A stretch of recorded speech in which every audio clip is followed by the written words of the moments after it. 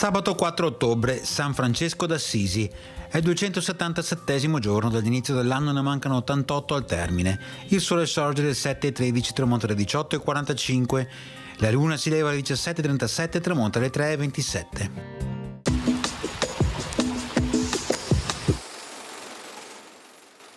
Nasce a Mogliano Veneto l'architetto e incisore Giambattista Piranesi, autore di una sola opera di architettura, la chiesa di Santa Maria del Priorato in Roma. Nelle sue acqueforti rivivono i monumenti romani dell'era repubblicana e imperiale, archi, colonne, templi ricoperti da muschi e da edere, in romantico abbandono su sfondi di cielo tempestoso.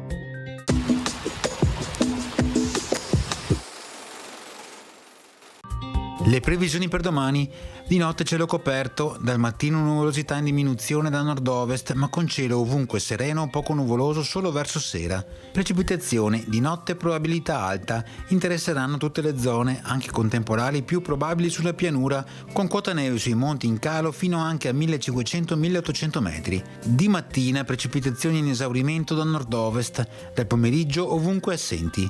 Temperature di notte in aumento e dal mattino in calo, con differenze anche sensibili rispetto a sabato e minime a tarda sera.